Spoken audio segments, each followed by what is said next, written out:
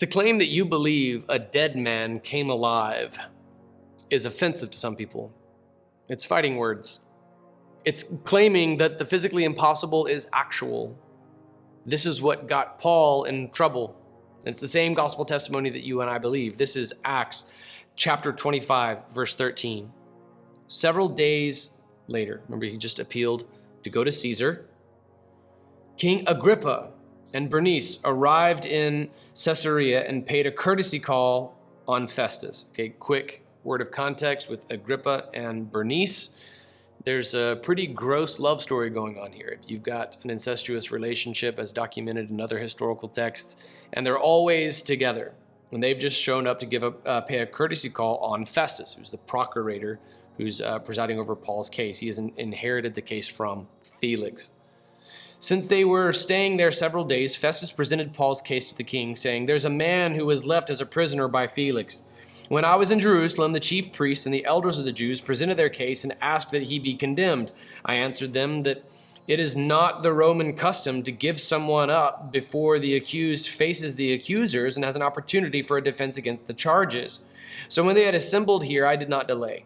The next day I took my seat at the tribunal and ordered the man to be brought in.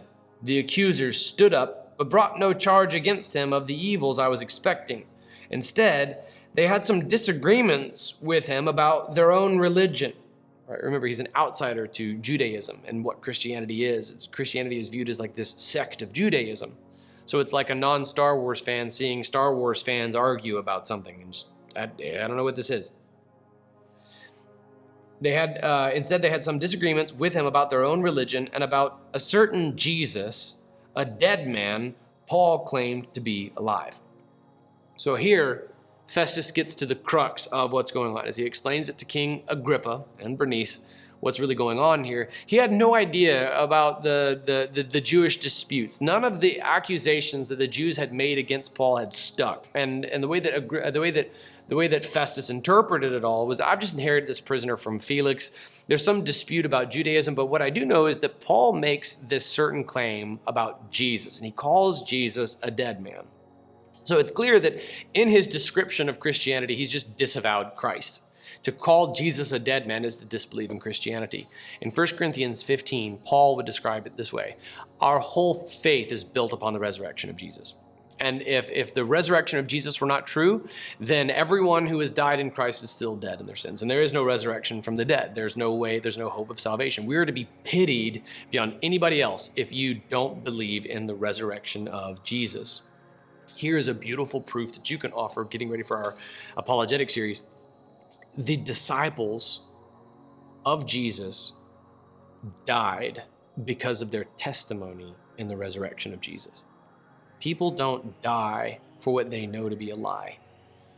This exact reason right here, the martyrdom of the disciples who, to their very last breaths, facing violent deaths, boiled alive in oil, crucified upside down. I mean, you name it, the disciples went through it and they all adhered to their testimony in the resurrection of Jesus.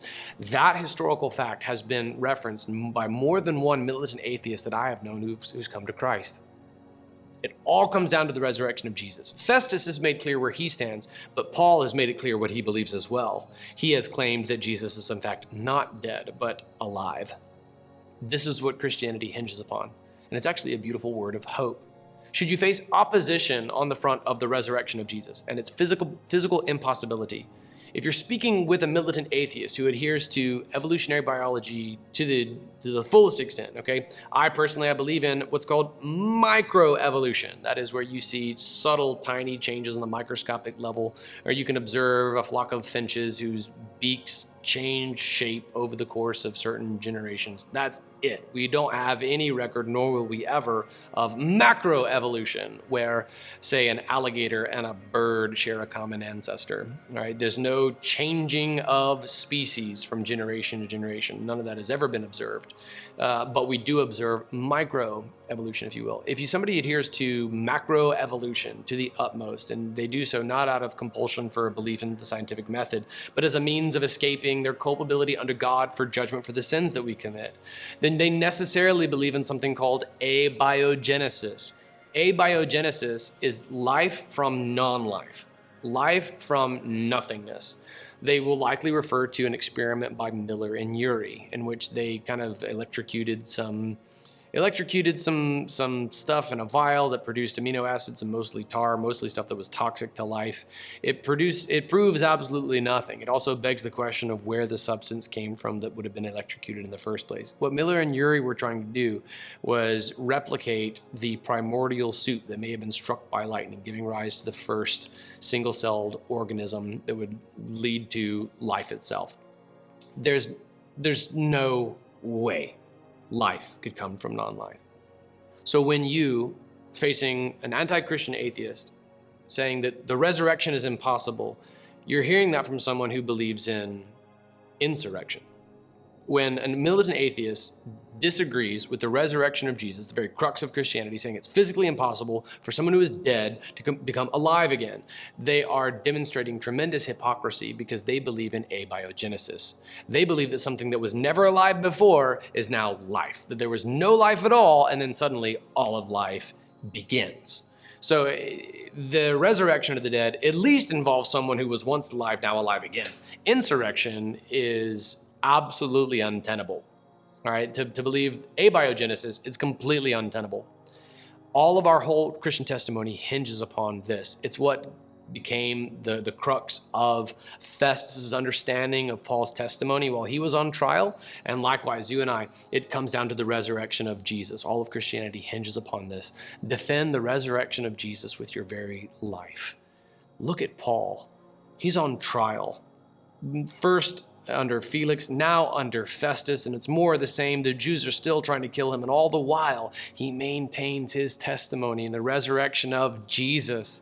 If Paul can hold steadfastly to his testimony in the resurrection of Jesus, even facing death, you and I can bring up the gospel one more time to our crazy uncle at the family reunion. You and I can face the trials and tribulations of a thumbs down on something we put out on social media. I mean, imagine one day you're going to meet Paul in heaven. Don't be embarrassed, okay?